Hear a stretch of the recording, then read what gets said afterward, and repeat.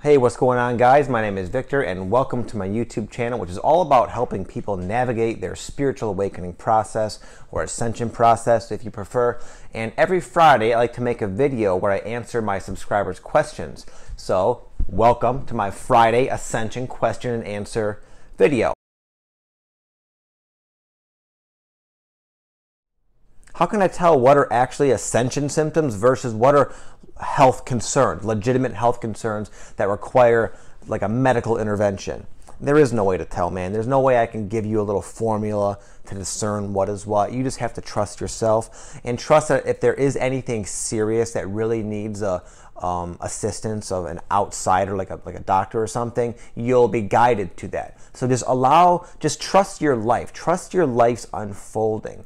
Many times we can get so lost in our mental worry and concern and labeling of all these different things in our life when really we're kind of creating the experience of problems when there's not really a problem to begin with. If you're feeling a little achy or having some weird ringing in your ears, so what? Big deal. Ignore it. You know, it's not a big deal.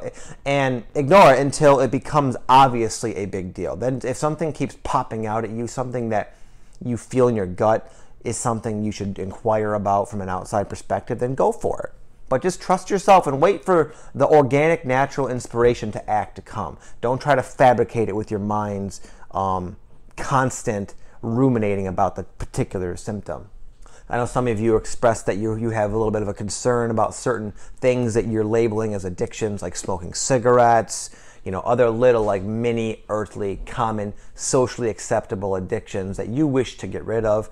And you're just a little bit concerned with it because it's a struggle for you to get rid of these. And I can speak on this with a little bit of authority because I have transcended many addictions, including heroin, crack cocaine when I was younger. I used to smoke cigarettes. Jesus, a mailman walked by my window, sorry. I smoked cigarettes, food, I would say food addiction is a little bit present in my family.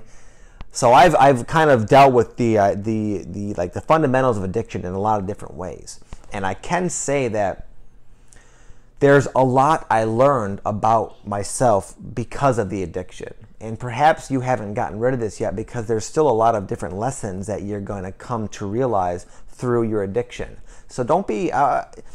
I would say that when it's truly time to transcend it, it'll just kind of fall away naturally. It won't be like you will yourself away from it. It'll be more like you start to become more and more aware of the effects, perhaps the negative effects that you no longer prefer, and as a result, you make the choice to let it go because it no longer makes sense for you. It no longer computes or resonates with you, and your new values, your new way of looking at life, your new degree of self-love, it will just start to fall away on its own. Don't force it, and don't feel guilty about it, most importantly. We all manifest these addictions and problems in our lives as a way to learn.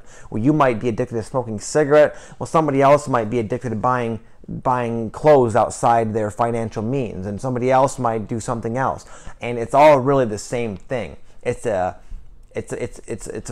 result of us not being in true harmony and in alignment with our soul's actual presence. Because when you're in the moment, when you're in alignment, there's no need for addictive behaviors because you feel good naturally. Will my health improve after my ascension? Yeah, yeah.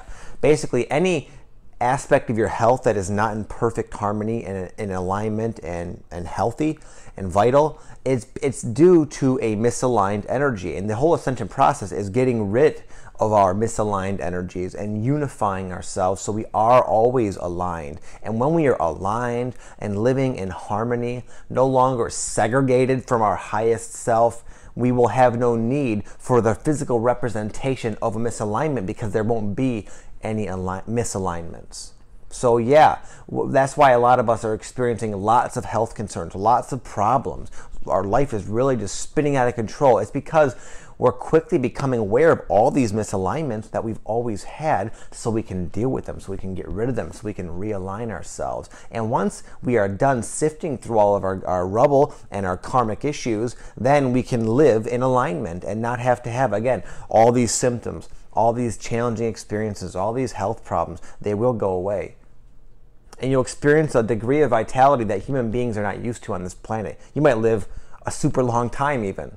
I know a lot of you guys are feeling very frustrated, very annoyed, and just burnt out trying to help people. Really concerned that you aren't able to help your friends and your family and the people in your lives who you can see very clearly need assistance, need to raise their vibration, need to let go of certain things. It's obvious to you and you want to help them, and it's just going in one ear and out the other. I'll tell you why that is. It's because it's not your place to help them. Your job is to be an example of a fully realized, healthy, compassionate, loving human being. It's not to go around fixing people. That's a big misconception around the light worker community that I hear all the time. Everyone's so concerned that they can't help their friends and family. And I've talked about this a lot. And I know it's coming from a good place. I know you want to help. You want what's best for these people.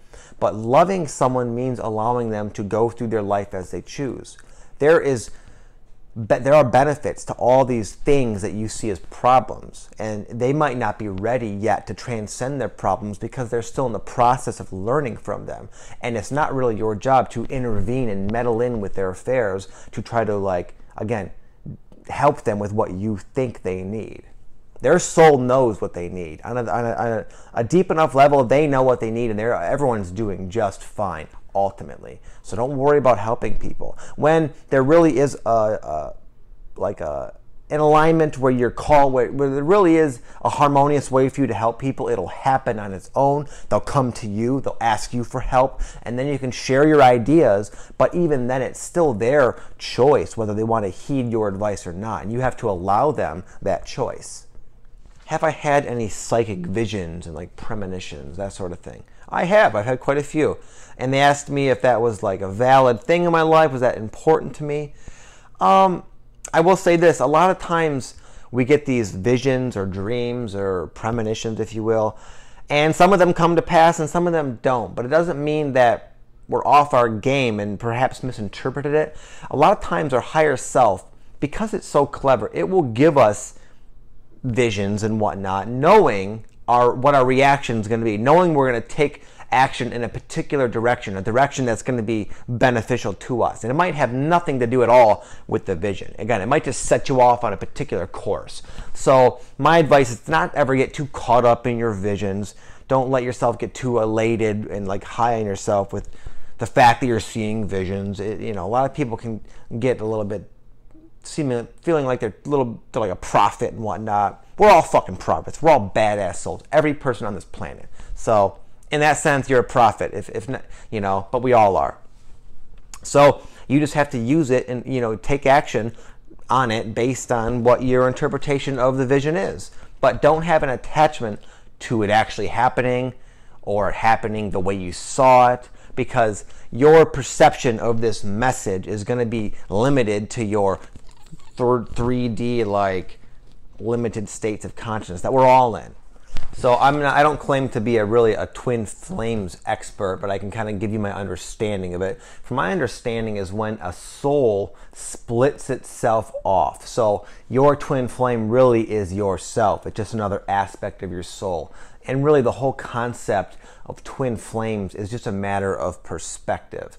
Twin flames kind of has relevance in our world because it implies, again, an aspect of our soul, but in a counterpart. So it's a different person could be your twin flame. But from as you expand more and more and more consciously, out of this, our linear earthly perspective into that of your actual soul, your higher self, or your oversoul, then there's the one. It depends on how high you go up to kind of really say how you're viewing things. So a twin flame is just another aspect of yourself that you chose to splinter off and experience yourself in this interesting communion here on Earth. Is time speeding up? I can't tell you if the actual time is speeding up. I can tell you my own perception of time is shifting drastically. It's definitely, and it comes and goes. I can experience it one way one day, and then another day I'm experiencing it another way. All I can say is that as our consciousness expands, the idea of time, the experience of time is going to become different. It's going to feel distorted on the way to our ascended state as well. It's just, we're going through a lot of distortions and, energetic fluctuations based on what we're doing, this ascension process. It'll create that within yourself. So don't really get too attached to it. It's fun to think of the idea of time speeding up. Maybe it is, I don't know.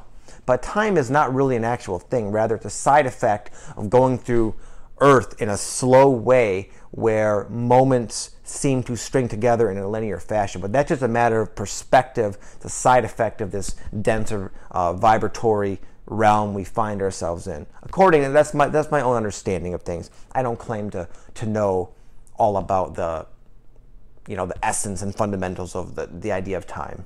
But you're going to find that, yeah, some days time's going to just fly by. You might look back at the past 5 years and wonder where the heck it went. And yet, sometimes I find days can seem like a whole lifetime of journeys and experiences and challenges within a single day. By the end of that day, it's like, oh my God, you feel like you lived 10 lives. But then at the same time, paradoxically, the months are just flying by. We're already like midway into 2016. It's wild. So somebody who's going through a lot of the Kundalini energy symptoms, like the pockets of pressure in your body and the rushes of energy, they asked me about doing Reiki. And Reiki is just, it's like a energy therapy where some people are able to tune into your energy and they're able to actually move it around intuitively. It sounds kind of wishy-washy, but there are people that do this. It's a skill, it's a talent, a gift, you could say. And is it smart to do with Kundalini? You know, I had this same question myself because I experienced a lot of these Kundalini pressure pockets that were really burdensome and symptomatic for myself. And I questioned whether to do it. But it always made me a bit nervous because I knew the repercussions of playing around with this energy, trying to put it where you want it. And that's because I tried that many times with various meditations. And I saw just how unbalanced I was able to become. And I personally was a bit nervous about it, but that's not to say that's the right answer. Do I believe there are people out there, Reiki healers, that could help you? Yeah, I do. Do I believe there's some who are going to take your $50 or whatever because they want the gig and they're going to do their best but might not necessarily help you and might make it a little worse? I believe that as a potential as well. So I can't really tell you what I think your thing, I can't really tell you that, unfortunately. I wish I could. I wish you luck though, and all I can say is always trust yourself. Maybe inquire about a few people and go and maybe meet with them or check out their website, just kind of get a feel for them and see if there's any like resonance with them. And then perhaps that might be a method, a way that like the universe is sending to you as a way to help you with your symptoms. But only you can know that, nobody else. What is 1111? Well, 1111 is just a numeric synchronicity. It's a synchronicity that a lot of people who were destined to kind of come here and wake up early, the light worker community, they happen to see it all the time. 1111, 1212. But specifically 1111 is probably the most common synchronicity. It was my very first synchronicity I ever would get. I just started seeing 1111 all the time and it became just really bizarre. And this is kind of running parallel to some of these other like earlier awakening symptoms. And it just kind of, again, it was my introduction to perfect timing, my introduction to synchronicity as a whole. And it just happens to be something that a lot of the light workers resonate with and see. Will we ascend? Will we complete this freaking stupid, crazy ascension process in this lifetime? Someone asks. Good question. I think a lot of us are thinking that. And I personally believe yes. I believe that it's going to come a lot sooner than you think. I really believe around the fall of 2016 is when there's going to be a shift. I think the shift we're all waiting for is upon us. It's coming. And how that actually will be experienced, I think, will be based on the individual. This is not a prediction. This is just my own opinion. This is something I resonate with. It may or may not come to pass. I felt this way about other dates and other things. And I even talk a little bit of smack in my videos about waiting for it. I'm not waiting for it. But to answer your question, yeah, I believe that we're going to get to experience life in a fourth density sort of way sooner than you think. And I don't think you have to have it all figured out prior to that. I think there is going to be a shift in our consciousness. Perhaps we will make it to this newer dimensional, this new earth that people speak of. And from my understanding, it's going to kind of overlap this one. And so the experience of being on the new planet might not even be something you can even perceive. It might not be really much of anything. But I believe that we're going to come into more of a state of consistent harmony with ourselves, more consistent alignment with our higher selves. And I don't think the completion of the ascension process is some kind of moment where you're just done. I believe all souls are always ascending. They're always raising their vibration. They're always growing, learning, evolving. So I don't think there'll be a state of like, okay, well, now what? Let's just chill. Let's just sit around and, wait to die. It's not. I don't think it's going to be like that.